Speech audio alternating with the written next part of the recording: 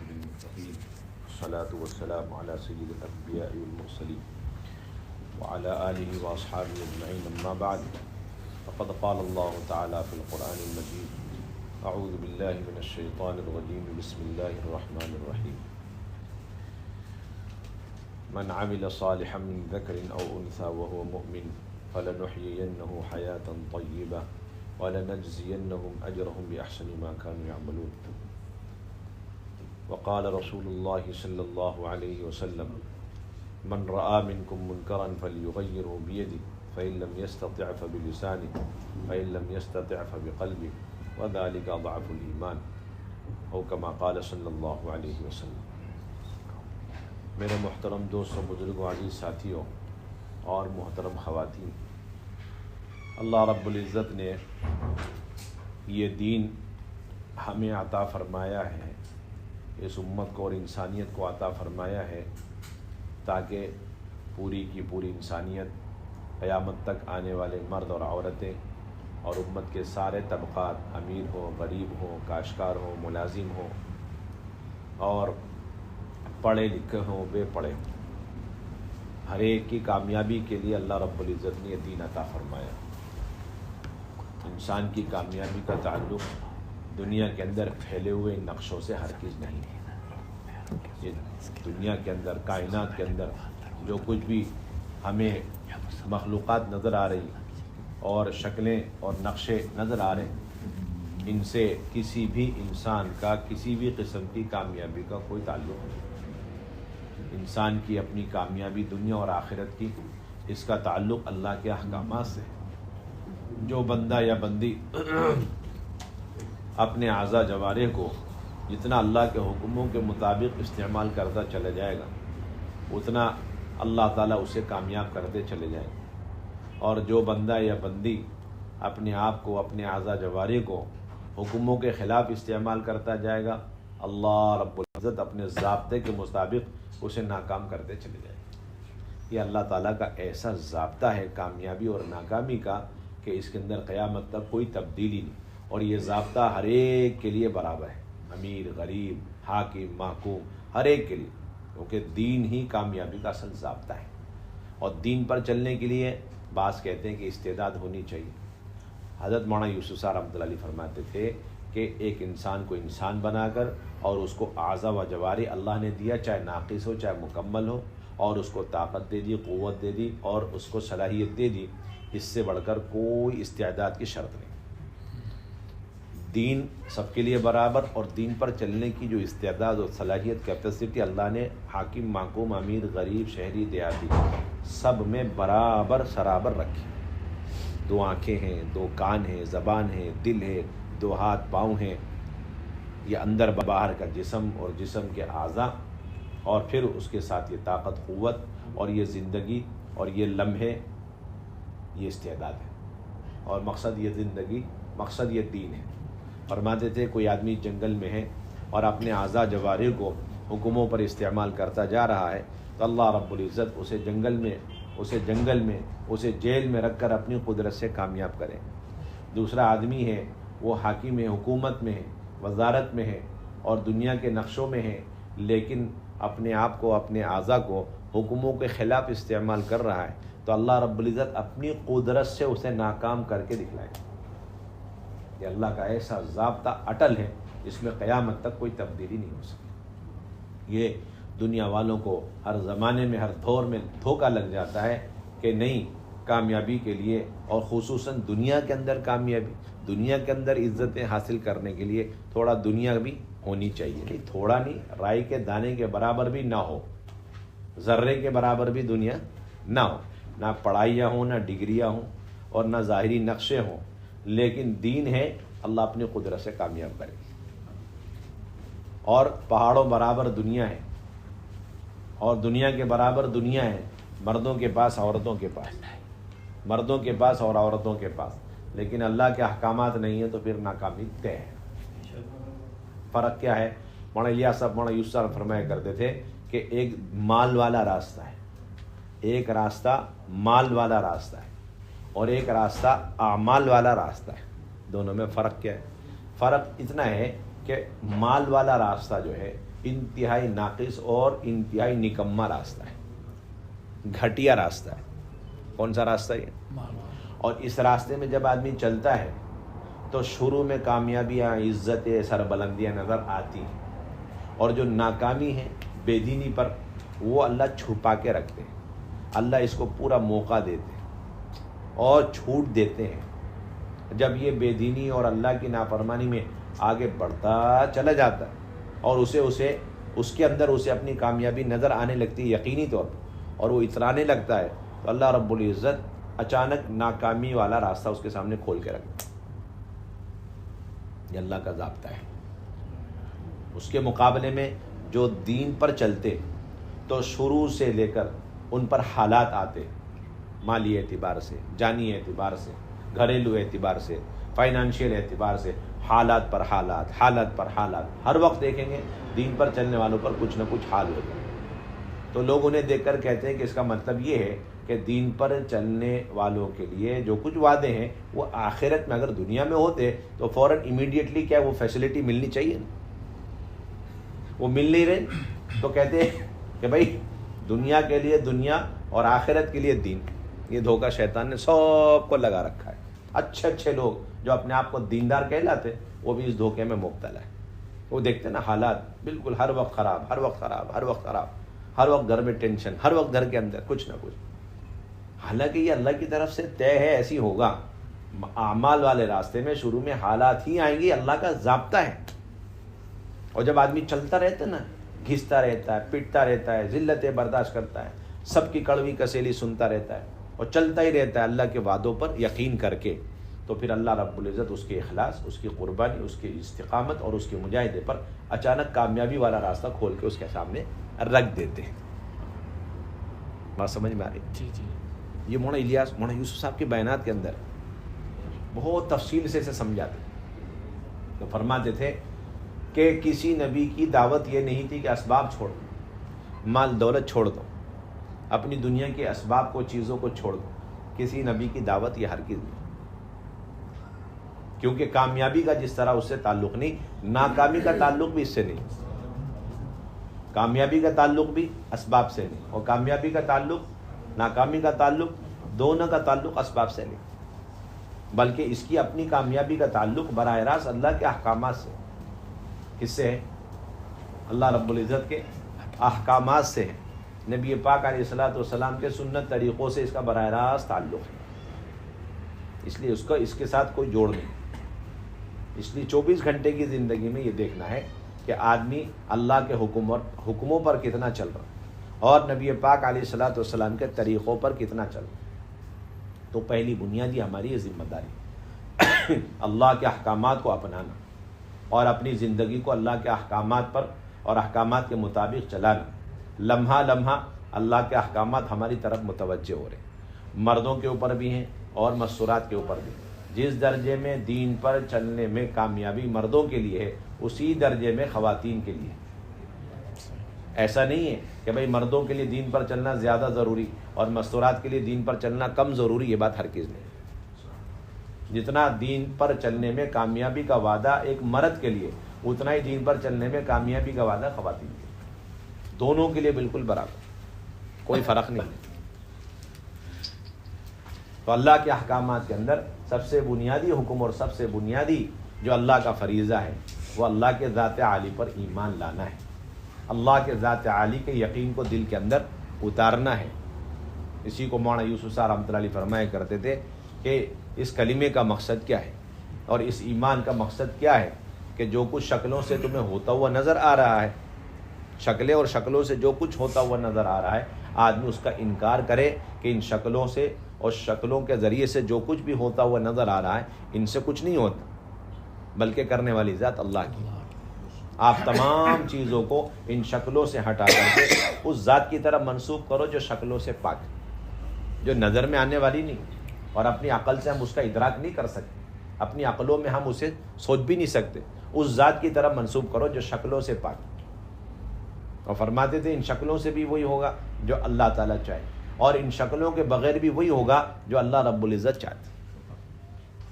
ان تمام شکلوں اور نقشوں کا اللہ کے یہاں اللہ کے ہاں موسیٰ علیہ السلام کی حیثیت موسیٰ علیہ السلام کی لاٹھی سے بڑھ کر کوئی حیثیت نہیں کہ یہ لاٹھی ہے، کیوں کہ وہ اللہ کا امر ہے، اور اب یہ سانپ ہے کیوں، اژدہا بن گیا کیوں کہ وہ اللہ کا امر ہے. تو اللہ کا امر اصل ہے، نہ لاٹھی اصل ہے نہ سانپ اصل ہے. کہ دنیا کے اندر جتنے بھی نقشے اور جتنی بھی شکلیں بنی بنائی ہمیں نظر آ رہی ہیں، ان سب کی حیثیت اللہ کے سامنے اور اللہ کے امر کے سامنے موسیٰ علیہ السلام کی لاٹھی کے اژدہا اور اژدہا کے لاٹھی بننے سے بڑھ کر اس کی کوئی حیثیت نہیں. آپ کو یہ کارخانے، فیکٹریاں، مال و دولت اور یہ ملک اور بڑی بڑی سلطنتیں نظر آ رہی، یہ سب اللہ کی نظر میں موسیٰ علیہ السلام کی لاٹھی. جب چاہیں اسے لاٹھی بنا دیں اور جب چاہے اسے کیا بنائیں، نقصان دینے والا اور ضرر پہنچانے والا ایک سانپ بنا دیں. اس کے اندر نفع یہ اللہ کے حکم سے، اس کے اندر نقصان اللہ کے حکم سے. سب سے پہلی ذمہ داری ہماری اللہ کے ذات عالی کا یقین دل کے اندر اتارا. ان کائنات کو اللہ تعالیٰ نے استفادے کے لیے نہیں بنایا، بلکہ استفادے کے لیے صرف اللہ کی قدرت ہے اور اللہ کے خزانے، اور اللہ کی قدرت اور اللہ کے خزانے سے استفادے کے لیے پہلی اور بنیادی شرط یہ ہے کہ کائنات کا یقین دل کے اندر سے نکالو. جتنا ایک انسان کائنات کے یقین کو دل کے اندر سے نکالے گا، اسباب کے یقین کو دل کے اندر سے نکالے گا، اتنا ہی اللہ کی قدرت اور خزانے سے استفادے کے راستے اللہ کھولتے چلے جائے. چاہے وہ چیزیں نظر میں آنے والی ہوں چاہے نظر میں نہ آنے والی ہو، اللہ کا جتنا بھی غیر ہے وہ لا الہ الا اللہ کے تحت وہ ہماری نفی میں آنا چاہیے. اگر آپ یہ نفی کر رہے ہیں کہ یہ ذرہ ہے، اس سے کچھ نہیں ہوتا، تو ویسے ہی آپ کو نفی کرنی پڑے گی پہاڑ کی کہ پہاڑ سے بھی کچھ نہیں ہوتا. اگر آپ چیونٹی کی نفی کر رہے ہیں کہ اس سے نفع نقصان کچھ نہیں ہے، تو اسی طرح آپ کی جبرائیل کی بھی نفی کرنی پڑے گی کہ جبرائیل بھی نفع نقصان پہنچانے میں اللہ کے حکم کے محتاج. اگر آپ یہ کہہ رہے ہیں کہ اللہ کے مقابلے میں ذرہ چھوٹا ہے، اس کی کوئی حیثیت نہیں، تو آپ کو اسی طرح کہنا پڑے گا کہ اللہ کے مقابلے میں ان تمام پہاڑوں اور کائنات کی کوئی حیثیت نہیں، وہ بھی ویسے ہی چھوٹے.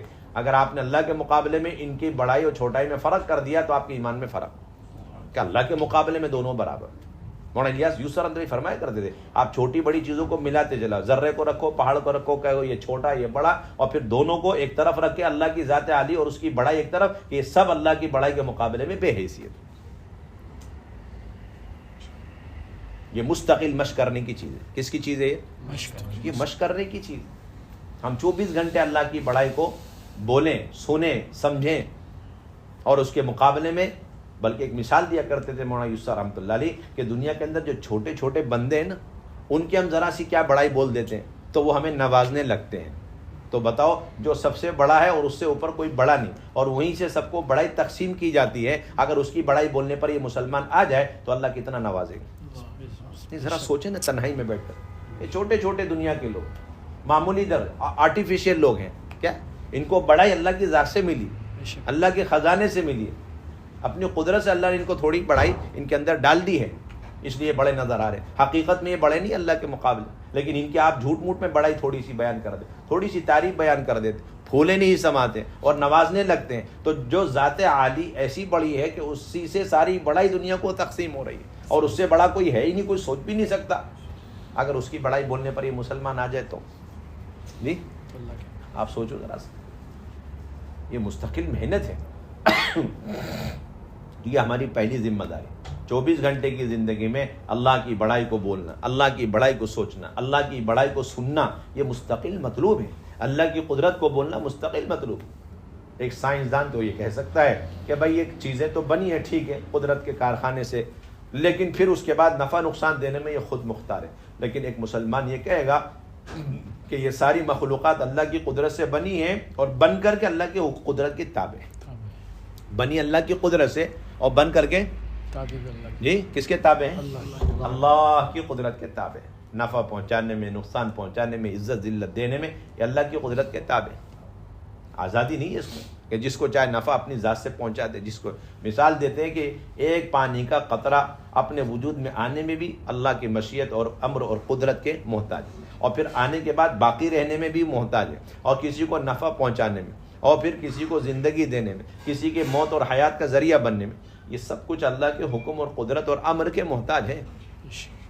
یہی پانی ہے. اللہ جب چاہیں گے اور جب تک چاہیں گے کسی ایک حیوان اور جانور کی حیات اور زندگی کا وہ ذریعہ بنے گا. جب اللہ چاہیں گے یہی پانی ایک قوم کی قوم، بستی کی بستی کی ہلاکت ہونے کا ذریعہ بن جائے. اس کے علاوہ کوئی حیثیت نہیں. فرماتے تھے اللہ کی مشیت اور اللہ کی قدرت ان ساری مخلوقات کے اندر ایسے گھسی ہوئی ہے، ایسے سرایت کیے ہوئے، جس طریقے سے انسان کے باڈی میں رواں روے ہر جگہ ہر حصے میں روح سرایت کیے ہوئے. یہ تو ہو سکتا ہے کہ انسان کا کوئی حصہ جو ہے ایسا ہو کہ اس میں روح سرایت کیے ہوئے نہ، لیکن یہ بالکل ناممکن میں سے ہے کہ کوئی دنیا میں کوئی مخلوق ہو اور وہ اللہ کی مشیت اور ارادے اور قدرت سے باہر ہو. ایسا نہیں ہو سکتا. ایک درخت کی کوئی شاخ کی کوئی ایک شاخ کا کوئی پتا کسی جنگل میں وہ ہل رہا ہے، اس کا مطلب اللہ کا حکم ہو گیا اس لیے وہ ہل رہا ہے. وہ گر رہا ہے تو اللہ کے حکم کی وجہ سے. وہ اللہ کے علم میں بھی اللہ اتنے علیم ہے اور اتنے قادر ہیں. اور اللہ مولانا یوسف فرمایا کرتے تھے کہ یہ قرآن پاک کیا چیز ہے؟ یہ اللہ کی چاہتوں کے ضابطے ہیں. یہ اللہ کی چاہتوں کے ضابطے ہیں. جب اللہ چاہتے ہیں تب عزت ملتی ہے. تو اللہ چاہ کب لیتے ہیں؟ اللہ چاہ لے ہمارے لیے عزت، اس کا ضابطہ ایمان ہے. اس کا ضابطہ ایمان. اللہ چاہ لے ہمارے لیے برکتوں کو، اس کا ضابطہ ایمان اور تقوی ہے. اللہ ہمارے لیے چاہ لے محبتوں کو، اور ساری مخلوق کے دل کے اندر اللہ محبت پیدا کر دے تو اس کے لیے ضابطہ ایمان اور اعمال صالحہ ہے. اللہ ہماری مدد کرنے کو چاہ لے، ہماری مدد چاہ لے، اس کا ضابطہ بھی ایمان اور اعمال صالحہ. اللہ ہمارے لیے سر بلندی چاہ لے، اس کا بھی ضابطہ ایمان ہے. تو چاہتوں کے ضابطے قرآن مجید. نبی کی چاہت کی کوئی حیثیت نہیں اللہ کے چاہت کے مقابلے. اس لیے ایک یہودی نے آ کر کہا، جیسا اللہ کے نبی سے آ کر ایک یہودی نے کہا جیسا اللہ اور آپ چاہیں، تو اللہ کے نبی ناراض ہو گئے. فرمائے کہ یہ تو شرک کر دیا اللہ کی صفات میں.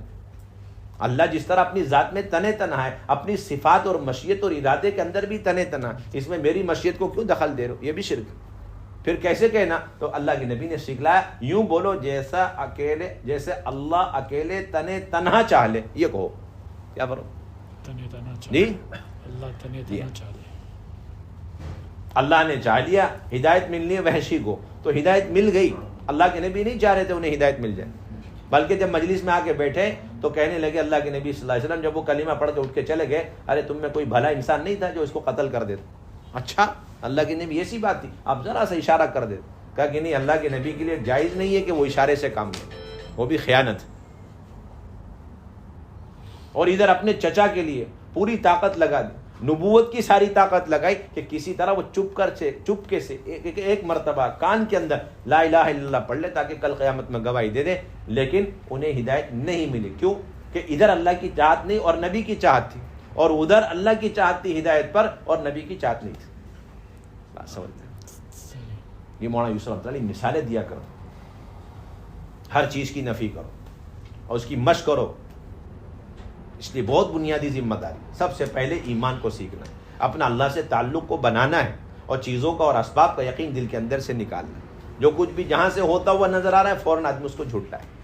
بہت عجیب بات فرمایا کرتے تھے مولانا یوسف رحمۃ اللہ علیہ کہ ابراہیم علیہ السلام کی سب سے بڑی جو آزمائش تھی نا ان کی پوری زندگی اور لائف میں، وہ وقت تھا جب ان کو اچھال دیا گیا تھا ہوا میں اور آگ میں گرنے کے لیے. نیچے آگ ہے اور ذرا سی بھی دیری نہیں ہے نیچے گرنے. ایسے موقع پر جبرائیل امین آ گئے. انہوں نے یہ نہیں کہا کہ چلو اللہ کی مدد آ گئی، میں نے اللہ پہ بھروسہ کیا نا، اللہ پہ توکل کیا تو اللہ کی مدد آ گئی. ہم جیسے کچے ایمان والے ہوتے تو بول دیتے اور فوراً جبرائیل امین کو کیا کرتے؟ اپنی مدد کے لیے بلا لیتے ہیں. بلکہ مولانا یوسف رحمۃ اللہ علیہ فرمایا کرتے تھے کہ جبرائیل نے خود درخواست کی، وہ بار بار جا رہے تھے اللہ کے پاس اور ابراہیم علیہ السلام، بلکہ جملہ ملتا ہے کہ وہ بیچ میں لٹک رہے تھے، ادھر بھی جا. اللہ میں ایک چانس دے دی، میں جا کے مدد کروں. تو اللہ تعالیٰ نے یہ کہا کہ اگر لے لے تو دے دو،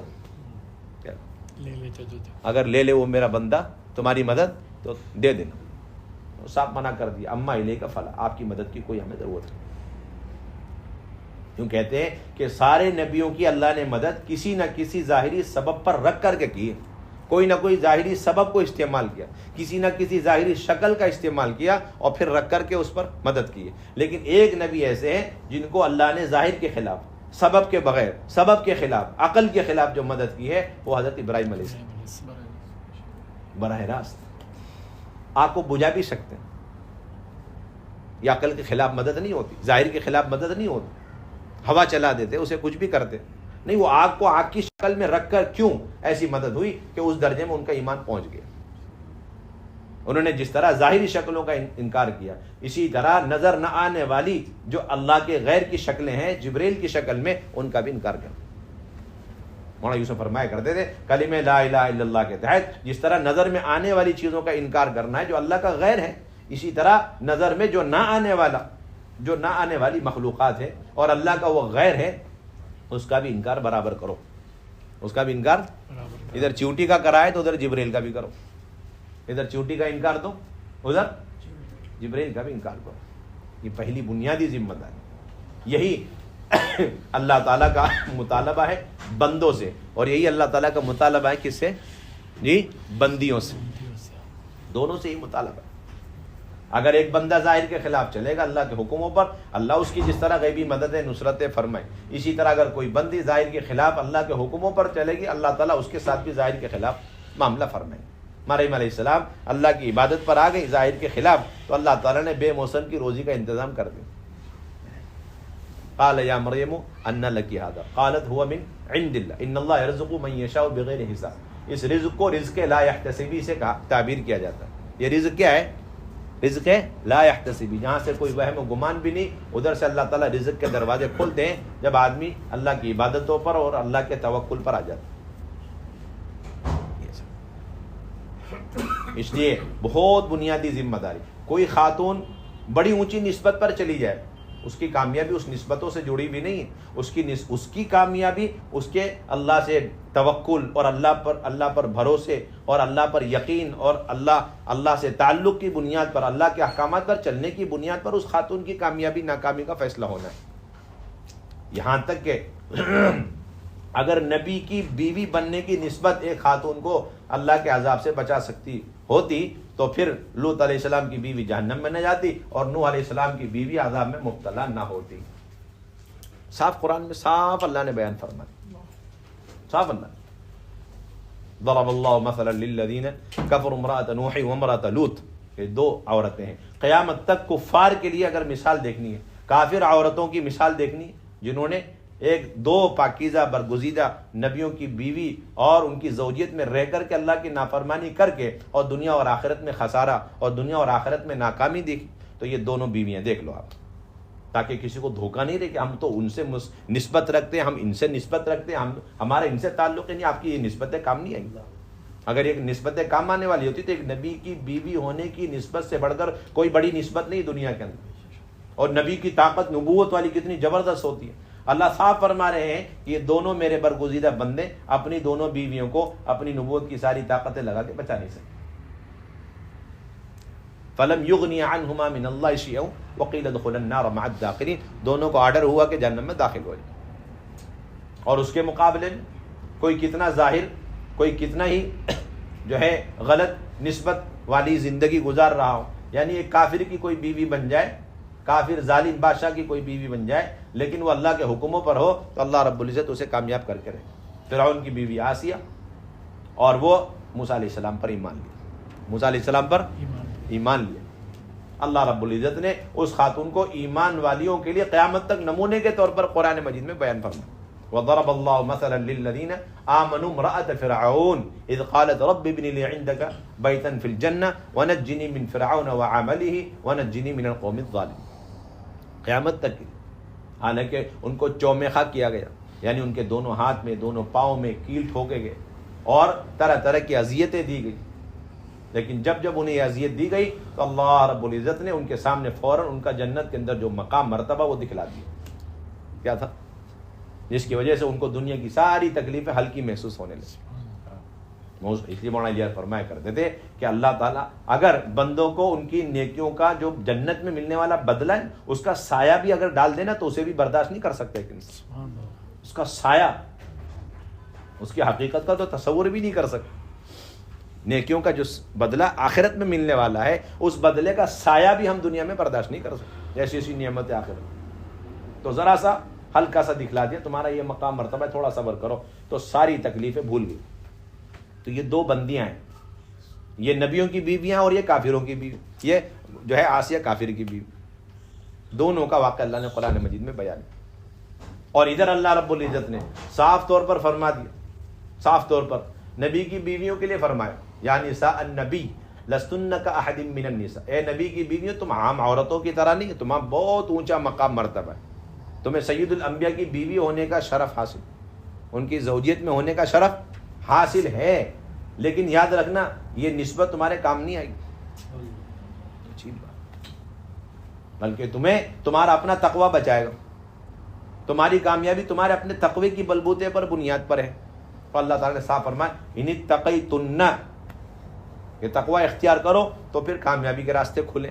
اور پھر تقوی کے اعمال بہت سارے تھے، ان میں شروعات جو اللہ نے فرمائی کہ تقوی کے یہ اعمال اختیار کرنے، اس میں پہلی جو شروعات فرمائی ہے جہاں سے تقوی کی بنیاد شروع ہوتی ہے اور ہر طرح کی فتنوں سے حفاظت ہوتی ہے، وہ چیز تھی پردہ۔ کون سی چیز؟ پردہ۔ اور پھر پردے کے اندر سب کو معلوم ہے کہ بھائی جسم کا، چہرے کا، لیکن بعض ایسی باریک چیزیں ہیں جو پردے کے حکم میں نہیں آتی، لیکن وہ بے پردگی کا پیش خیمہ اور بے پردگی کی بنیاد بنتی ہے، اور بے پردگی کی بنیاد پر جو فتنے وجود میں آتے ہیں اس کی بنیاد وہیں سے شروع ہوتی ہے۔ آواز کی حفاظت کرو۔ آج اچھے اچھے دیندار اسی میں مبتلا ہے، نہیں میرے تو بہت تعلقات ہیں اس کی بیوی سے، فون کر رہے ہیں، باتیں کر رہے ہیں، نہیں آپ کو کوئی گنجائش نہیں، آپ تقوی کے خلاف چل رہے ہیں، آپ تقوی کے خلاف چل رہے ہیں۔ انہی تقیتن، اگر تم تقوی اختیار کرو تو پھر تمہارے لیے کامیابی نجات۔ اب اس میں کون کون سے اعمال؟ فلا تخضعن بالقول، کہ جب بات کرو تو اس کے اندر لچک اور وہ جو نسوانی نزاکتیں ہوتی ہے وہ آواز کے اندر پیدا مت کرو، لچک۔ آج تو اللہ معاف فرمائے کہ وہ لچک پیدا کرنے کی مشق کی جاتی، یہ قرآن کے خلاف، تقوی کے خلاف، یاد رکھ لیں۔ بلکہ خصوصاً بات تو کرنی نہیں، نہ محرم سے، جب کرنے کی ضرورت پیش آ جائے تو پھر اس میں وہ نسوانی لچک پچک نہیں ہونی چاہیے، کڑکدار اور گرجدار انداز اختیار کرنا چاہیے۔ یہ تقوی والا عمل ہے۔ کون سا والا عمل ہے؟ ہاں، یہ تقوی والا عمل ہے۔ اس لیے جب یہ آیت نازل ہوئی تو صحیح روایتوں کے اندر ہے کہ ازواج مطہرات نے یہ معمول بنا لیا کہ جب وہ دینی حاجت کی بنیاد پر کسی صحابی سے بات کرتی، مثلا کوئی مسئلہ پوچھنے آئے، حدیثیں پوچھنے آئے، کیونکہ ان کے علاوہ تو اور کوئی کام نہیں تھا، وہ امہات المومنین تھے، انہیں مسئلے بیان نہیں اور حدیثیں سنانی تھی، تو جب وہ آتے تھے صحابہ رضی اللہ عنہم اجمعین، تو پھر ازواج مطہرات اپنے منہ میں بات کرتے وقت، مسئلے بتاتے وقت وہ اپنے منہ پہ ہاتھ رکھ لیا کرتی تھی تاکہ آواز میں بداپن پیدا ہو، اور اس کے اندر جو نسوانی لچک ہوتی ہے جس سے کمزور دل والے کے اندر کوئی بیماری سرایت کر جائے وہ چیز ختم ہو جائے۔ فلا تخضعن بالقول فیطمع الذی فی قلبہ مرض وقلن قولا معروفا، پہلی بنیادی شرط تقوی کے لیے۔ اس سے معلوم یہ ہوا کوئی آدمی کامل متقی نہیں بن سکتا جب تک کسی نامحرم کی آواز سے اپنی کانوں کی حفاظت نہ کرے، جس طرح کوئی خاتون متقی نہیں بن سکتی جب تک کہ وہ اپنی آواز کو کسی نامحرم تک پہنچنے سے بچا نہ لے۔ بات سمجھ میں آ رہی؟ ہاں، یہ باریک باریک تارے ہیں فتنوں کے، اس کا احساس تک بھی نہیں، اور شیطان نے تو اللہ معاف فرمائے ایسی پٹی پڑھا دی امت کے بعض طبقوں کو، ایسی پٹی پڑھا دی، وہ کہتے ہیں کہ بھئی ہمیں تو پردہ وردہ چہرے کا تو کہیں نظر نہیں آتا قرآن مجید میں۔ تو حضرت تھانوی رحمۃ اللہ علیہ نے بہت پیارا سا ایک جواب دیا۔ حضرت نے فرمایا کہ قرآن مجید میں اللہ تعالیٰ نے حکم دیا ہے وَلَا يَضْرِبْنَ بِأَرْجُلِهِنَّ لِيُعْلَمَ مَا يُخْفِينَ مِنْ زِينَتِهِنَّ، کہ جب خواتین چلا کریں نا زمین پہ تو پھر پاؤں کو پٹک پٹک کے زمین پہ نہ چلیں، جس کی وجہ سے ان کے پاؤں میں جو پازے واضح ہے تو اس کی آواز نامحرم تک نہ پہنچ جائے۔ سمجھ میں نہیں آئی بات؟ چلیں تو بہت احتیاط کے ساتھ چلیں تاکہ ان کے چلنے کی آواز اور سرسراہٹ اور آواز تک، کیونکہ یہ بھی فتنے کا ذریعہ۔ تو حضرت فرماتے یہ تو جسم کا حصہ نہیں ہے بلکہ الگ ہونے والا ایک پارٹ ہے نا، اس کو اتار کے بھی آپ رکھ سکتے ہیں جب اس کی آواز فتنے کا ذریعہ بن سکتا۔ تو فرماتے کہ جو چہرہ ہے وہ خوبصورتی کا مظہر ہے، اگر اس کو ظاہر کریں تو بتاؤ کتنا بڑا فتنہ ہوگا۔ یہ قرآن کا اسلوب حکیم ہے کہ وہ ایک باریک سی چیز کی طرف پابندی لگا کر اس سے بڑا جو فتنے کا سبب ہو سکتا ہے اس پر خود بخود پابندی لگ جاتی ہے، اس کو بولنے تک کی ضرورت نہیں۔ اب ایک باولا بے وقوف اور احمق آدمی ہوگا جو براہ راست قرآن پڑھے گا، ترجمے دیکھے گا اور وہ یہ کہے گا کہ بھائی ہمیں تو چہرے وہرے کے بند کرنے کا کہیں حکم نظر نہیں آتا ہے، ہم چلیں گے لیکن پاؤں سنبھال کے رکھیں گے، جب باتیں کریں گے تھوڑا آواز کو دبا کے رکھیں گے، لیکن چہرے کا تو ہمیں کہیں حکم نظر نہیں۔ تو یہ ایسی احمق ہے جیسے کوئی آدمی اپنے ماں باپ کو مار رہا ہے، اس سے پوچھا کہ بھائی کیوں تکلیف دے رہے ہو؟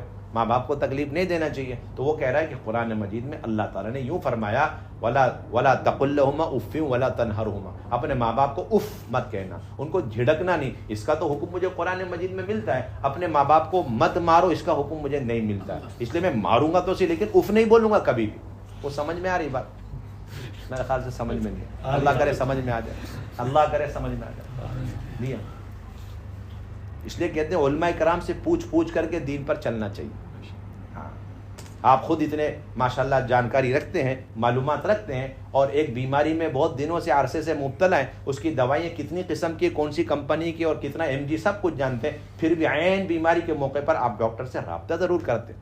لیکن یہاں مسئلہ مسائل اور دین کا مسئلہ جب آ جاتا ہے، ہم خود ہی عالم اور علامہ مفتی بن جاتے ہیں، اب ہمیں کوئی ضرورت نہیں پوچھنے والی۔ اور خصوصاً یہ موبائل اور آلات نے تو بالکل علماء کرام سے، مستورات کو تو چھوڑو مردوں کو بھی کاٹ کے رکھا ہوا، اور سمجھتے ہیں الحمدللہ ان آلات کے آنے کی وجہ سے ہم علماء کرام اور ان کی مجلسوں صحبتوں سے ہم مستغنی ہو گئے۔ نہیں، مستغنی نہیں ہوئے، آپ محروم ہو گئے، یہ صحیح جملہ ہے۔ مستغنی نہیں ہو سکتے، موت تک نہیں ہو سکتے، ہاں محروم ضرور ہو چکے۔ جب ان آلات کے آنے کے باوجود آج کی اس ٹیکنالوجی کے زمانے میں آپ ایک ڈاکٹر اس کی OPD سے محروم نہیں ہو، اس سے مستغنی نہیں ہو سکتے، تو آپ روحانی ٹریٹمنٹ کے سلسلے میں علماء کی مجلسوں اور ان کی صحبتوں اور پھر ان سے جا کے پوچھ کر کے مسئلے مسائل دین پوچھنے کے سلسلے میں آپ مستغنی کہاں سے ہو گئے؟ یہ تو شیطان نے دھوکہ لگایا اور اس میں سارے مسلمان مبتلا ہو گئے۔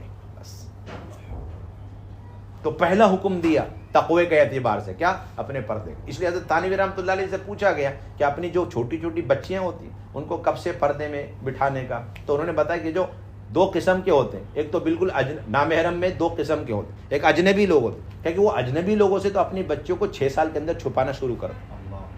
کب فرما رہے ہیں؟ 80-90 سال پہلے فرمایا حضرت تھانوی رحمۃ اللہ۔ کیا تھا فتنوں کا دور، آپ بتائیے۔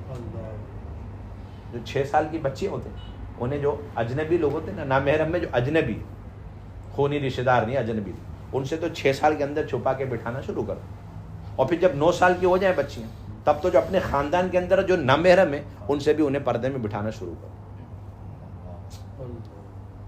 اور فرماتے تھے جب تک شادی نہ ہو جائے تو ان کو سیدھے سادے کپڑا پہناؤ، ان کو بھڑکیلے کپڑے بھی مت پہناؤ۔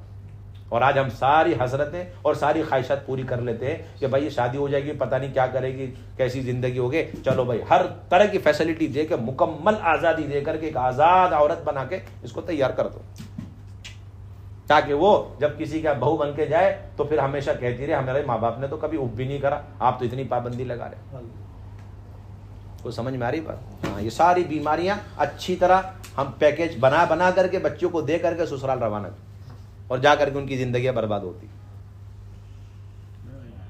حضرت عائشہ رضی اللہ تعالیٰ عنہ کے پاس ان کی بھتیجی آئی، بھائی کی بیٹی بھتیجی آئی تو دیکھا چھوٹی سی بچی اور دوپٹہ ایسا پہن رکھا تھا کہ اس سے اس بچی کے بال نظر آ رہے۔ تو اماں عائشہ نے کوئی نرمی نہیں برتی، کھڑی ہوئی بہت غصے سے آگ بگولا اور پھر اس دوپٹے کو 2 حصوں میں پھاڑ دیا، اور پھر اس کے بعد ایک صندوق اور سوٹ کیس میں سے ایک دبیز اور موٹا دوپٹہ نکال کر لا کے اسے اڑا دیا، اور کہنے لگے کہ صدیق اکبر کے خاندان کے لیے اس قسم کے دوپٹوں کی کہاں گنجائش ہے۔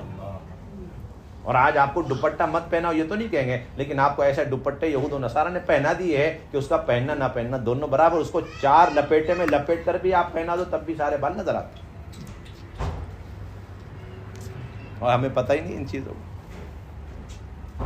یہ سب سے پہلی بنیادی بات۔ وقرن فی بیوتکن، اور آگے یہ حکم دیا کہ اپنے گھروں میں رہو، گھر سے باہر نہ نکلا کرو۔ ولا تبرجن تبرج الجاہلیۃ الاولی، جس طرح زمانی جاہلیت میں عورتیں بناؤ سنگار کر کے باہر نکلا کرتی تھی اس طرح مت نکلو۔ ہاں کوئی دینی ضرورت پیش آ جاتی ہے، کوئی دینی ضرورت اور حاجت پیش آ جاتی ہے تو اس موقع پر پھر آپ کو پورے احتیاط کے ساتھ، مکمل پردے کے اہتمام کے ساتھ، پھر اپنے محرموں کے ساتھ جانے کی پوری اجازت۔ اور پھر آگے حکم دیا واقیم الصلاۃ، نمازیں قائم رکھو گھروں کے اندر، 5 وقتی نماز ہر خاتون کے ذمہ۔ اب تک جو نماز چھوٹی اس کی قضاء عمری کرنی، اور نماز کو قائم کرنے کا حکم دیا جس طرح مردوں کو نماز قائم کرنے کا حکم دیا۔ تو نماز پڑھنا الگ چیز ہے، نماز کو قائم کرنا الگ چیز ہے۔ نماز پڑھنی الگ چیز ہے اور قائم کرنا الگ چیز ہے۔ نماز کو قائم کرنے کے لیے نماز کا اندر بھی صحیح ہو، نماز کا باہر بھی صحیح، دھیان کے ساتھ، صفت احسان کے ساتھ نماز، ان تعبد اللہ کانک تراہ فإن لم تکن تراہ فإنہ یراک۔ اور پھر مسائل کی روشنی میں نماز کو پڑھنے کا اہتمام، اچھی طریقے سے وضو کرنے کا اہتمام کیا جائے، اور پھر لمبا رکوع، لمبا قیام، لمبا سجدہ، اور پھر نماز کے بعد اللہ سے اپنی حاجتوں کو مانگنا۔ ابن مسعود رضی اللہ تعالیٰ فرماتے ہیں ارفعوا حوائجکم من المکتوبات، اپنی حاجتوں کو فرض نمازوں کے لیے اٹھا کے رکھو۔ جس طریقے سے ہم کوئی گھر کی ضرورت کو فلاں دکان، فلاں ڈسپنسری اور فلاں کمپنی پورا کان کھل جائے گا تب ہم کہ نہیں، اس طرح آپ اپنی حاجت، ذرا رک جائیں، ابھی عصر کا وقت، ظہر کا وقت آ رہا ہے، انشاءاللہ نماز پڑھ کے اس خزانے سے لیں گے جہاں کوئی کمی نہیں۔ وہ کیسے دے گا، کس طرح دے گا، کتنی کوانٹٹی، کیسی کوالٹی، ہم سوچ بھی نہیں سکتے۔ اپنی نماز کی کوالٹی اچھی کرو تو اللہ کی طرف سے انشاءاللہ داد و دہیش کی کوالٹی بھی اچھی ہوگی۔ اللہ کرے اس رخ پر آ جائیں ہم بھی اور ہماری خواتین بھی، اسی کی تو ساری محنت ہے کہ جو ضرورت پیش آ جائے، نہ اپنے شوہر کو ٹوکنا روکنا، نہ انہیں تانے طنز دینا، جی، اور نہ یہ کہ اگر آپ نہیں آ رہے باہر کے سامان تو میں جا رہی ہوں، یہ کوئی چیز نہیں آپ کے لیے اللہ نے بے پاس کریڈٹ کارڈ دے رکھا، 2 رکعت نماز اور اپنا جو ہے کیا۔ آج کل تو صلاۃ الحاجت بھی ختم ہو گئی، آج کل تو جماعت میں بھی جاتے ہیں، وہ ایک چھوٹا سا گتا لے لیا، جی، اور جہاں جماعت پہنچ گئی تو مشورہ ہونے کے بعد نماز وماز دعا بعد میں، پہلے درجے میں جاؤ سب سے بڑا خدا بینک کہاں ہے، جا کے دیکھ کر کے آؤ، تاکہ بر وقت ضرورت پڑ جائے تو فوراً وہاں چلے۔ وہ تو پرانا زمانہ تھا صلاۃ الحاجت وغیرہ، اب تو سہولتوں کا زمانہ، یہی میں نے عرض کیا، نحوست کا زمانہ، جتنے بھی اسباب ٹیکنالوجی سب اللہ سے کاٹنے کے، یہ ساری ٹیکنالوجی کیا ہے حضرت جی، اللہ سے کاٹنے کے اسباب، اور کچھ اس کے علاوہ کوئی حیثیت نہیں۔ اس لیے ہمیں دعائیں سکھائی گئی، ذرا سی بادل کی گرج ہو جائے فوراً یہ دعا پڑھو، سورج گرہن ہو جائے، چاند گرہن ہو جائے فوراً نماز کی طرف لپکو، اور ذرا سی آندھی اور طوفان تیز تو فوراً نماز کی طرف، اس وقت تک واپس نہیں آنا جب تک یہ حالات عالم صحیح نہ ہو جائے۔ یہ تو مسلمان کا عقیدہ ہے، اور جو کافر غیر ہیں ان کا عقیدہ یہ کہ یہ جو تغیرات پیدا ہو رہے ہیں عالم کے اندر، اس تغیر کا سبب کوئی نہ کوئی اور سبب ہے دنیا کے اندر، یہ حالات کائنات کے اندر جو تغیر ہے اس کا تعلق کسی نہ کسی کائنات کے ایک اور ادر تھنگس اور ادر چیز کے ساتھ ہے۔ اب یہ تو ادھر ریسرچ میں رہتے ہیں، کون یہ جدید ٹیکنالوجی والے ہوتے ہیں نا، وہ اس ریسرچ میں رہتے ہیں، اور انبیاء علیہ السلام اس کی صحیح عدت جانتے ہیں کہ اللہ کے امر کی وجہ سے ہوا، آندھی، طوفان ہے، فوراً نماز کی طرف، تو یہ ریسرچ میں ہے اور انبیاء نماز کی طرف، بس یہ مومن میں اور غیر میں فرق ہے۔ اس لیے بہت پیاری بات بتائی مولانا یوسف رحمۃ اللہ علیہ نے کہ غیر تو عالم کے اندر گم ہے، آفاق کے اندر گم ہے، اور عالم اور آفاق مسلمان کے اندر گم ہے۔ کہاں گم ہے؟ اس کے اندر ہی گم ہے۔ اچھی بات فرماتے تھے کہ ایک چاند سورج گرہن کو کنٹرول کرنے کا جو اللہ تعالیٰ نے ریموٹ دیا نا، 2 رکعت نماز، فوراً چاند گرہن سورج گرہن لگ جاؤ، بس اللہ تعالیٰ فوراً ٹھیک کر دے۔ وہ اللہ کی ناراضگی کی علامت ہے۔ کس کی علامت ہے؟ اللہ کی ناراضگی کی علامت ہے۔ سارا نظام کائنات جو کچھ اس کو ٹھیک کرنے کے لیے 2 رکعت نماز، صلاۃ الحاجت پڑھو، صلاۃ الاستسقاء پڑھو، ہر موقع پر خوشی ہے تب نماز، اور غمی ہے تب نماز، اچھے حالات تب نماز اور برے حالات تب نماز، کیونکہ اچھا برا سب اللہ کے امر اور حکم کی وجہ سے، اصولی بات۔ تو اس لیے نمازوں کا اہتمام کا اللہ نے حکم دیا، قائم رکھو نماز، سنتوں کا بھی اہتمام کرو، آگے پیچھے کی سنتیں، اوابین ہے، اشراق ہے، چاشت ہے، تہجد کی نماز، صلاۃ التسبیح ہے، جو حاجت پیش آ جائے اللہ سے مانگ، اور اب تک جو نماز چھوٹی ہے اس کی قضا عمری کر، اور اللہ کی عبادتوں میں اہم ترین عبادت جس کے ذریعے سے بے شمار بیماریوں سے ایک عورت اور ایک مرد نکل جاتے ہیں، وہ کیا ہے کہ اللہ کی طرف سے دیا ہوا جو مال ہے اس کی زکوٰۃ نہیں ہے۔ یہ نہیں کہ بھائی ہم نے سارا مال اکٹھا کیا ہے اور نصاب کی مالک ایک عورت ہے لیکن اس کا نزلہ اپنے مردوں کے اوپر کہ بھئی آپ نکالیں زکوٰۃ، نہیں، اگر وہ نکالیں گے تو آپ کے اندر جو اس مال کے وجہ سے جو بیماریاں اندر پنپ رہی نا، مال کی محبت، اور اس کے نتیجے میں دنیا بھر کے منکرات وجود میں آ رہے ہیں، اور آخرت کی بے رغبتی ہو رہی، موت سے ایک ڈر اور خوف پیدا ہو رہا ہے، جی، وہ ساری بیماریاں ختم نہیں، بخل نہیں ختم ہوگا، اور ہمدردیاں نہیں پیدا ہوں، آپ اپنے ہاتھ سے نکالیں، اور وہ جو مال ہے نا اس کے اندر جو گندا پن ہوتا ہے، میل کچیل، وہ بھی دور نہیں ہوتا، اور اس کی وجہ سے جو اچھا مال ہے وہ بھی سڑ جاتا ہے۔ اس لیے زکوٰۃ خود نکالو۔ اس لیے حضرت زینب رضی اللہ تعالیٰ اتنا مال کہ دعائیں کرتی تھی مال آنے سے پہلے میری جان اللہ تعالیٰ قبض کر دے، ام المساکین ان کو کہا جاتا. ان کا ہاتھ سب سے لمبا نکلا. اللہ کے نبی نے فرمایا تھا کہ میرے مرنے کے بعد تم ساری بیویوں میں سے سب سے پہلے جلد مجھ سے ملاقات کرنے والی وہ ہوگی جس کا ہاتھ لمبا. تو ساری عورتیں اور ازواج مطہرات پیمائش کرنے لگی کس کا ہاتھ لمبا ہے کس کا. تو پتہ چلا اس سے مراد لمبی ہاتھ نہیں ہے بلکہ اس سے مراد زیادہ صدقات خیرات. اور اس میں سب سے آگے حضرت زینب نکلی. اللہ کے نبی کی وفات کے بعد سب سے پہلے بیوی میں کس کا انتقال ہوا؟ حضرت زینب کا انتقال. اس کا مطلب صرف انہی کے لیے نہیں ہے بلکہ جو بھی خاتون چاہتی ہے کل قیامت میں اللہ کے نبی سے قرب حاصل ہو جائے تو خوب مال خرچ کرے, خوب صدقات خیرات نکالے. یہ راستہ بتایا اللہ کے نبی صلی اللہ علیہ وسلم. حضرت عمر نے ایک مرتبہ ایک ان کے لیے ایک پارسل میں ایک کٹا سکوں کا دینار کا بھیجا. تو وہ کہنے لگے یہ تو کسی اور کو دیتے, عمر تو اچھا ہے وہ مجھ سے اچھا خرچ کرتی. یہ کہہ کے آنکھ بند کر کے پردہ ڈال دیا اپنے چہرے پہ, اسے دیکھا بھی نہیں. جی محبت بھری نظر سے, للچائی ہوئی نظر سے اسے دیکھا تک نہیں. اب آپ بتائیے اللہ رب العزت جو دنیا لوگوں کو صحابہ کو جو دنیا اللہ تعالیٰ صحابہ کو کیا کر کے دیتے, خوش ہو کر کے دیتے اور صحابہ اسے چھوڑ دیا کرتے تھے, اور وہی دنیا اللہ تعالیٰ کافروں کو ناراض ہو کے دے رہے. آج ہم اسے اچھی نظر سے, بھلی نظر سے, للچائی ہوئی نظر سے اسے دیکھ رہے اور اسے لیٹنے کی کوشش کر رہے. خوش ہو کے دنیا صحابہ کو مل رہی اس پر وہ ڈر رہے, اور ناراض ہو کے جو دنیا اللہ نے غیروں کو دے رکھی آج اس میں ہم ڈکیتی ڈال رہے. یہ ہم میں اور صحابہ میں فرق. چنانچہ انہوں نے سارا تقسیم کر دیا. حضرت عمر کو پتہ چلا کہ حضرت زینب نے تو سارا مال اٹھا کے اسی وقت تقسیم کر دیا. تو حضرت عمر نے فرمایا یہ تو ایک ایسی خاتون ہے اللہ والی, اللہ نے اس خاتون کے ساتھ دنیا میں تو خیر کا ارادہ کر دیا. یعنی اس کا مطلب یہ ہے کہ اللہ تعالیٰ جس کے ساتھ خیر کا ارادہ کرتے ہیں اسے مال دیتے نہیں, اور اگر دیتے بھی ہیں تو اس کے پاس ٹکنے نہیں دیتے. ایسا مزاج ہے سارا خرچ کرتے. اب حضرت عمر اپنے ساتھیوں کے ساتھ 1000 دینار کی ایک تھیلی بنا کر دوبارہ پہنچے. دروازے پہ کھڑے ہوئے, السلام علیکم یا امیر یا ام المؤمنین. حضرت عائشہ کو بھی ایسے بولتے حضرت عمر, حالانکہ حضرت عمر 60 سال کے اور اماں عائشہ 15-16 سال کی. تو کہتے تھے ام المؤمنین خیریت سے ٹھیک ہے. اتنا ادب احترام خواتین کا. یہ تو دنیا والوں نے دھوکہ دے رکھا ہے کہ بھائی دین اور اسلام کے اندر مسلمان خواتین کا وہ درجہ نہیں ہے. نہیں, جو درجہ ان کو آج تک ملا ہے نہ اس سے پہلے کبھی ملا. کوئی آنے کے بعد کوئی اور مذہب کوئی قوم ان کو کبھی اور ایسا مقام مرتبہ دے ہی نہیں سکتی جو دین اسلام کے اندر خواتین کو مقام مرتبہ ملا, جو عزت ان کو ملی, جو مقام ان کو ملا, جو درجہ ان کو ملا, جو ان کا حق دیا گیا. عورتوں کی تو حیثیت ہی نہیں تھی حضور صلی اللہ علیہ وسلم کی دنیا میں آنے سے پہلے. اسے تو انسان کے دائرے سے نکال دیا تھا ایک قوم نے. معلوم ہونا چاہیے آپ حضرات کو, یورپ میں تو عورتوں کو تو جانوروں کے دائرے میں رکھا ہوا تھا. کوئی حیثیت ہی نہیں خواتین کی. جو کچھ مقام مرتبہ حیثیت درجہ نبوت کی نشانی تھی کہ اللہ کے نبی خواتین کے ساتھ اور بچیوں کے ساتھ بیٹھے ہوئے, اسے دیکھ کر ایک صاحب کہنے کہ آپ سچے نبی ہیں ورنہ بادشاہ اس طرح بیٹھتے نہیں. نبوت کی علامت. کس کی علامت تھی؟ نبوت کی علامت ہے. یہ حیوانیت اور بادشاہت کی علامت ہے. خواتین کو بالکل اگنور, ان کو تیسرا درجہ 5واں درجہ دے. یہ بنیادی چیز.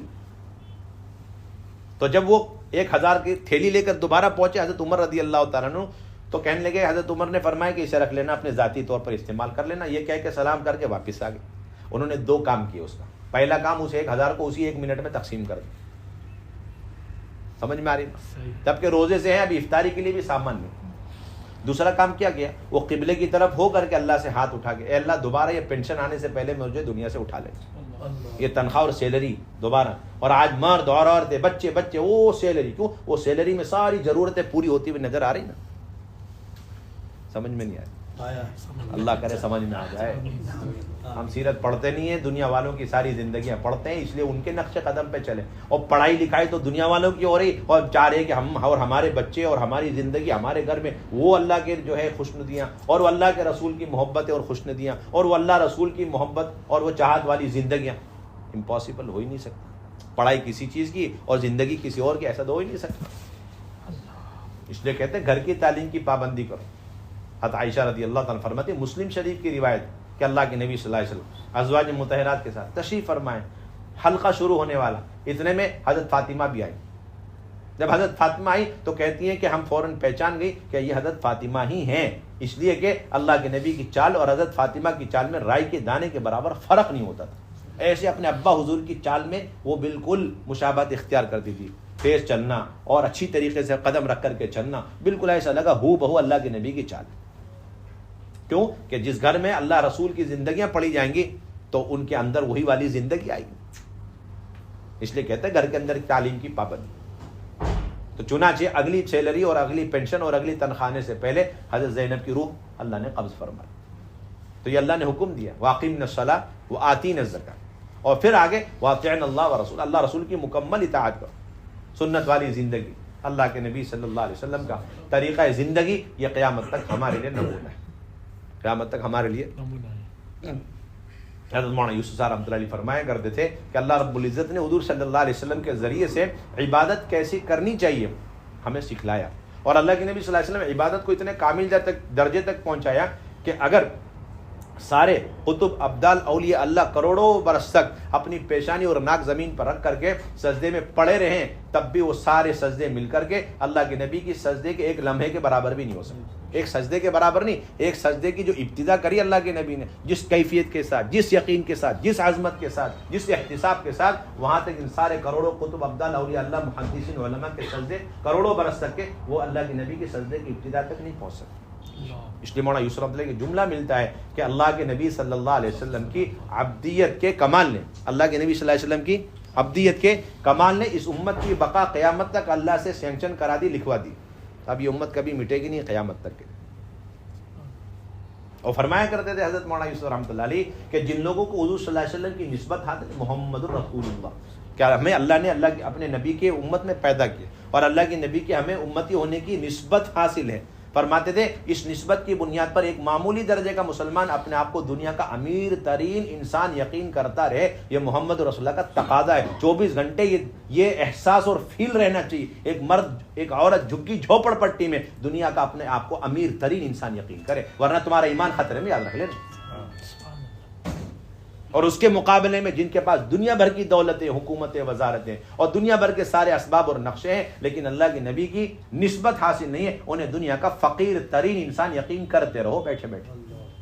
یہ پازیٹیو نیگیٹو دونوں احساس اور فیل دل کے اندر ہونا چاہیے. یہ ایمان کا تقاضا ہے، محمد رسول اللہ صلی اللہ علیہ وسلم کا تقاضا ہے. اس سے بڑی کوئی دنیا میں نسبت ہی نہیں کہ ہمیں اللہ کی نبی کی نسبت حاصل.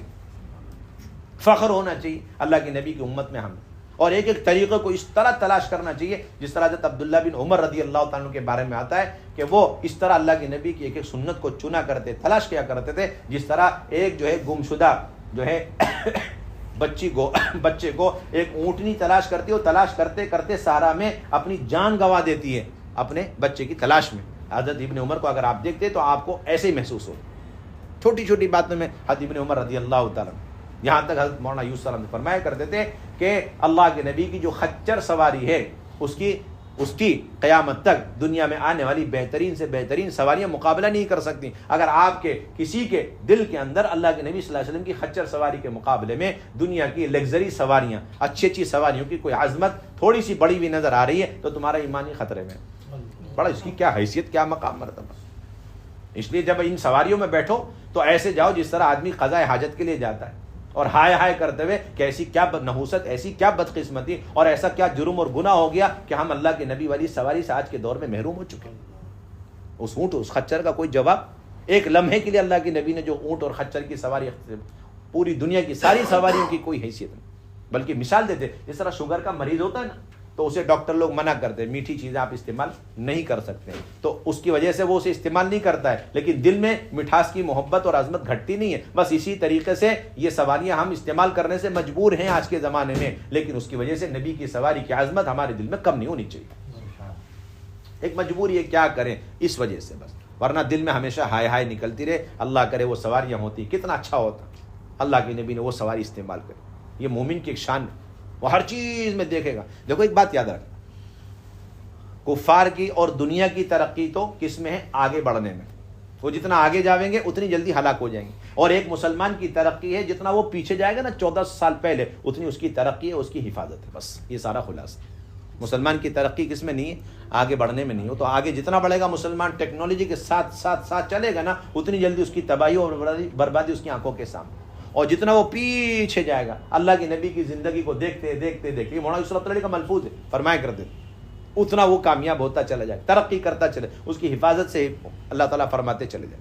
اس لیے ہم سب کی بنیادی ذمہ داری نبی کا طریقہ کیا ہے زندگی گزارنے.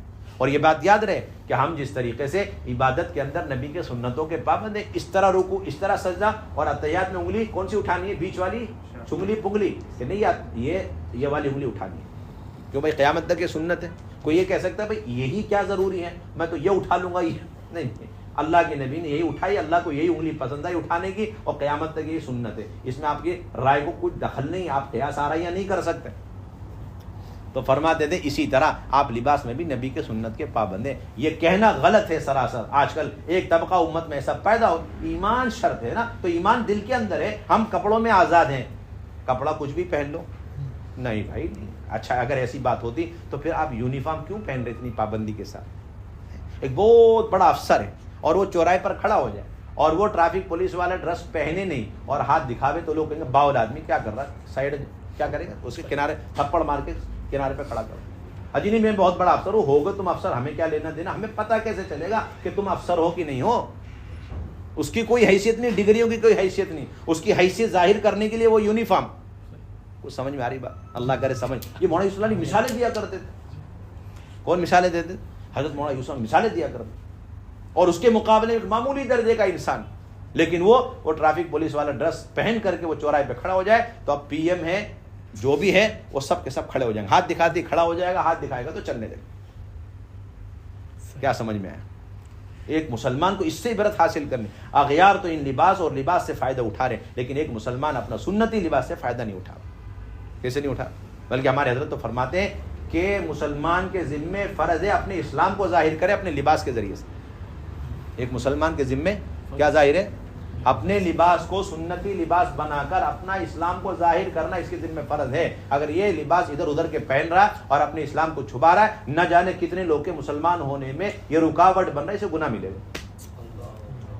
جو رعب ہے نبی کے سنتوں کا، وہ رعب ختم ہوتا جا رہا ہے۔ کوئی گنجائش نہیں آپ کو، آپ با اختیار آدمی نہیں لباس کے اندر، چہرے میں آپ با اختیار نہیں ہے۔ نبی کا طریقہ طے ہے ہمارے لیے قیامت تک کے لباس کے اندر، ہر چیز کے اندر۔ اس لیے ہمیں چن چن کر ایک سنتوں کو اختیار کرنا، اور پھر اپنے آپ کو علم پر ڈالنا۔ کس پہ ڈالنا؟ علم کیا ہے؟ جو اللہ ہم سے چاہتے، اس کے علاوہ جتنی دنیا کے اندر پڑھائیاں لکھائیاں ہیں یہ سب ایک نمبر کا جہل ہے۔ ایک نمبر کی کوالٹی کا کیا ہے؟ ارے بھائی کیا ہے یہ؟ بول تو دیں اپنے زبان سے ایک مرتبہ، یہ جہل ہے، جہل دیا۔ اس کا علم سے کوئی تعلق نہیں۔ یہ اسباب سے کیسے لینا دینا وہ سکھلاتا، اور علم اللہ سے کیسے لینا وہ سکھلاتا ہے۔ اور یہ جہل لوگوں سے لینا سکھلاتا ہے، اور یہ علم اللہ سے لینا سکھلاتا ہے۔ صحیح۔ یہ اسباب سے جوڑتا ہے اور یہ علم اللہ سے ہمیں جوڑتا ہے، اور یہ جہل ہمیں مخلوقات کا تاثر اور اس کا یقین اور اس کا ڈر دل میں بٹھاتا ہے، اور یہ علم اللہ کا خشیت دل کے اندر پیدا ہونے کا ذریعہ ہے۔ تقریباً 45-50 فرق بیان کیا ہے علم اور جہل کے درمیان۔ اور جہل کیا ہے؟ علم کے علاوہ جتنی کچھ ساری چیزیں سب جہل ہے، فن ہی فن ہے، اس کی کوئی حیثیت ہی نہیں ہے۔ آپ چاہیں لالا جی کی دکان میں بیٹھ کر کے، آپ حلوائی کی دکان میں بیٹھ کر کے آپ کچھ کما لیں، آپ کو اختیار ہے، چاہے ڈگری حاصل کر کر کے پھر آپ اس کے بعد آپ کوئی ڈاکٹر بن جائے، انجینئر بن جائے، آپ کو پورا اختیار ہے، ہمیں کچھ اسے لینا دینا نہیں۔ دونوں برابر ہے ہماری نظر میں، کیونکہ یہ بھی کمائی کا ذریعہ، وہ بھی کمائی کا ذریعہ۔ اللہ سے جڑنے جڑانے کا اس کا کوئی تعلق ہی نہیں، حلال حرام کا اس کا کیا تعلق؟ آپ کچھ بھی کریں، آپ جو ہے پرچون کی دکان لگائیں، آپ کمپنی کھولیں، یا آپ جو ہے مینیجر بنے، یا پھر آپ جو ہے انجینئر بنے، ڈاکٹر بنے، وکیل بنے، لائر، وہ ایک دنیا کمانے کا ایک راستہ ہے، بس اس کو اسی درجے میں رکھو۔ آپ ہمیں انکار ہی نہیں، آپ ڈاکٹر بنے، انجینئر بنے، ہمیں کیا انکار؟ مسئلہ یہ ہے کہ آپ اسے علم کا بدل سمجھتے ہیں، یہ بڑی جہالت کی بات، اور کہتے ٹھیک ہے اگر ہمارے پاس علم نہیں تو کیا ہوا، ہمارے پاس ڈگریاں ہیں۔ ارے آپ کو جہل پر اتنا فخر ہونے لگا؟ نہیں بھائی، یہ گنجائش نہیں۔ اس لیے ہماری بنیادی ذمہ داری اپنی ضرورت کا علم علماء سے پوچھ پوچھ کے حاصل کرنا، اپنے بچوں کو قرآن حدیث والا علم سکھلانا۔ کون سا علم سکھلانا؟ کون سا علم سکھلانا؟ قرآن حدیث کا علم سکھلانا۔ سب سے پہلی ماں باپ کی بنیادی ذمہ داری ہے اپنے بچوں کو صحیح تربیت دیں، اپنے بچوں کو قرآن حدیث والا علم کے ذریعے سے اللہ سے جوڑیں، اللہ سے تعارف کرائیں۔ یہ بنیادی ذمہ داری ماں باپ کی، مشترکہ ذمہ داری۔ ہم یہ نہیں کہتے بھئی عالم بناؤ، حافظ بناؤ، مفتی بناؤ، اتنا ضرور کریں گے کہ ان کو ضرورت کا جو علم ہے انہیں ضرور انہیں سکھلاؤ۔ ماں کی گود سے مدرسہ شروع ہو جاتا ہے۔ کہاں سے شروع ہو جاتا ہے؟ ماں کی گود سے مدرسہ شروع ہو جاتا ہے۔ ایک بنیادی ہماری ذمہ داری، اور پھر اس کے ساتھ ساتھ ہمیں اخلاق کی مشق کرنا۔ ہر ایک کے حق کو پہچان کر اس کو ادا کرنا. اپنی ذات سے کسی کو کوئی تکلیف نہیں, نہ زبان سے, نہ ہاتھ پاؤں اور اعضاء جوارح سے. یہ کمال اسلام کے لیے بنیادی شرط ہے. المسلم من سلم المسلمون من لسانہ و یدہ. ہر ایک کا حق پہچانو, اسے ادا کرو. ہر ایک کا حق پہچان کر اسے ادا کرنا, تاکہ کل قیامت کے افلاس اور کنگالی سے ہماری حفاظت ہو جائے. کہ کل قیامت میں بے شمار نیکیاں کما کر کے ایک آدمی آ رہا اور پتہ چلا لوگوں کے حقوق کی پامالی بھی کی ہے, تو اس کی ساری نیکیاں اٹھا کر کے مظلومین کو اور مظلومین کے گناہوں کو اٹھا کر کے اس کے اوپر ڈال دیا جائے گا, اور یہ اچھا خاصا بڑا چنگا جنت میں جاتے جاتے کہاں چلے جائے گا؟ جنت, جہنم میں جائے گا. اللہ ہماری حفاظت فرمائے. اللہ کو معمولی سی ادا پسند آ جاتی, اس لیے بتائے ایمان کے 70 سے زائد شعبے اور شاخیں. سب سے اعلیٰ درجے کی شاخ اور شعبہ وہ لا الہ الا اللہ, اور سب سے ادنا درجے کی شاخ اور شعبہ اماطۃ الاذی عن الطریق, کہ راستے چلتے چلتے کوئی تکلیف دینے والی چیز آیا, وہ تکلیف دینے والی چیز انسان کو کہ جانور کو اس کی وضاحت نہیں ہے. اس کا مطلب ہے کوئی بھی چیز ہو اللہ کی کسی بھی مخلوق کو تکلیف دینے والی, اسے ہٹانا ایمان کیا ایک ادنا درجے کی نشانی ہے. مومن ادھر سے گزرا اس کی علامت ہے. یا تو وہاں سے کوئی مومن گزرا ہی نہیں, یا پھر آدمی تو گزرا ہے, یا تو مومن کوئی گزرا ہی نہیں, یا پھر آدمی تو گزرا تھا اس کے پاس ایمان نہیں تھا. وہ سمجھ میں نہیں آ رہی میرا خیال.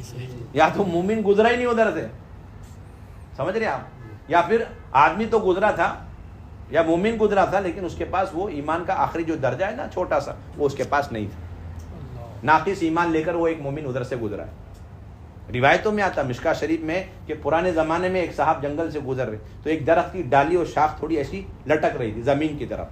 ایسا اسے محسوس ہوا کہ شاید کسی اللہ کے مخلوق کو تکلیف پہنچے, جانور کو, تو اس نے اس ڈالی کا رخ ادھر سے ادھر کر دیا. کیا کر دیا؟ وہ ادا اللہ کو پسند آ گئی کہ میری مخلوق کو تکلیف نہ پہنچے, اس وجہ سے اس بندے نے جنگل میں پتہ نہیں ہوگا نہیں ہوگا, پاسبل امپاسبل, اس کو یوں کر دیا. اور اللہ تعالیٰ نے جنت میں اس کا لیے الاٹمنٹ کر دی. روایتوں میں صراحت موجود.